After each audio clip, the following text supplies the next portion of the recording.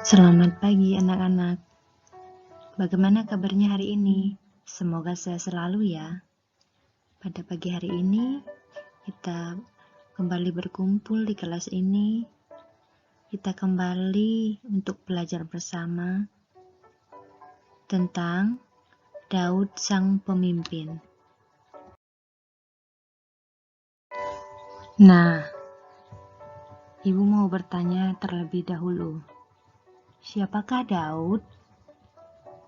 Ada yang bisa menjawab? Oke, Ibu akan menjawab. Raja Daud merupakan sosok raja yang sangat berjasa bagi bangsa Israel. Selama hidupnya, Daud berpegang pada Allah. Meskipun ia juga pernah berdosa, tetapi Daud kembali ke jalan yang sesuai dengan kehendak Allah. Di bawah kepemimpinannya, Israel menjadi bangsa yang sejahtera. Itulah cerita singkat tentang Daud. Sudah tahu kan sekarang siapa itu Daud?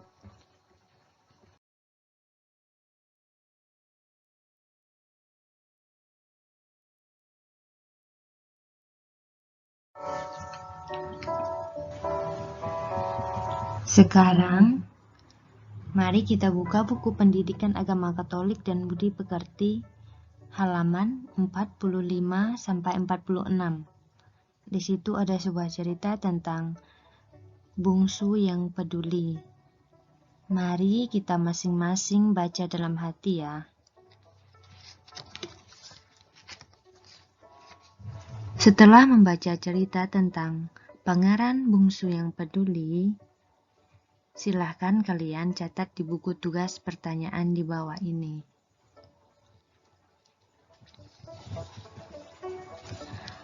Untuk pertanyaan pertama, mengapa raja memberi syarat kepada ketiga putranya untuk membunuh anak ayam yang tidak berdaya? Pertanyaan kedua, mengapa kedua kakaknya sampai hati membunuh anak ayam yang tidak berdaya? Pertanyaan ketiga, mengapa si bungsu berani menanggung hukuman gantung dengan tidak menaati titah ayahnya sebagai raja?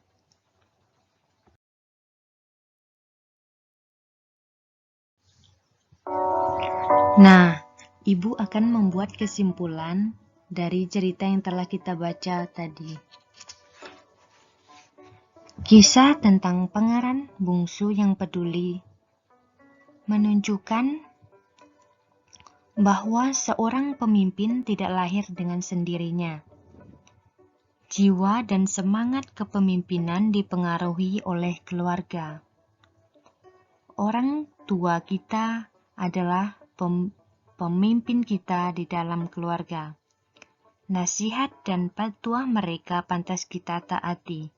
Kita pun dapat berkomunikasi dengan mereka, terutama jika ada hal-hal yang kurang kita mengerti.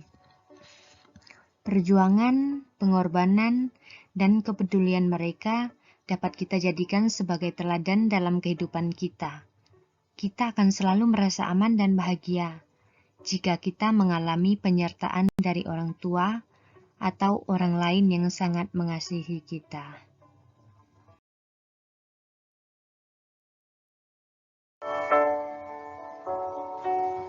Dalam kehidupan bangsa Israel, Allah adalah pemimpin mereka.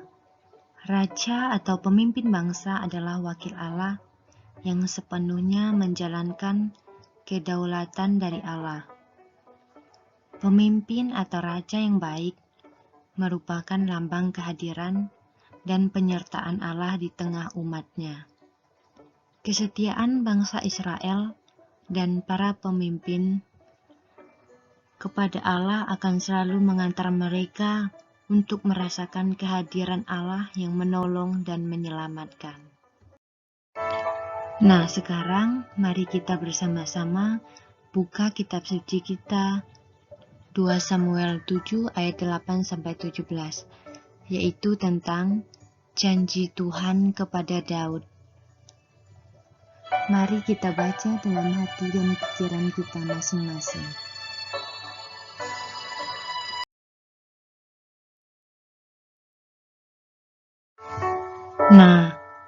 setelah kita membaca bersama-sama cerita tentang janji Tuhan kepada Daud, ada pertanyaan yang harus kalian jawab. Pertanyaan pertama, siapa yang memimpin bangsa Israel sampai ke tanah Kanaan? Pertanyaan yang kedua, siapakah nabi yang diminta Allah untuk pergi kepada Raja Daud?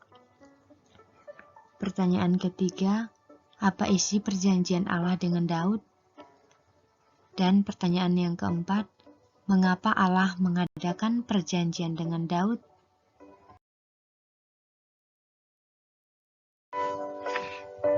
Tuhan itu agung. Ia selalu menyertai umat Israel dari tanah Mesir sampai ke tanah terjanji, yaitu Kanaan. Setelah Saul menjadi raja atas kerajaan Israel, ia lengah, tidak setia, dan menyembah berhala. Oleh karena itu, Tuhan mengangkat Daud menjadi raja atas Israel.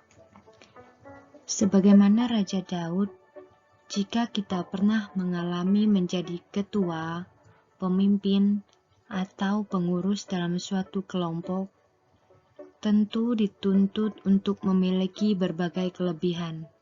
Di antaranya sifat rendah hati, selalu dekat dengan Allah, bijaksana, adil, mau melayani, dan menjadi teladan bagi yang lain.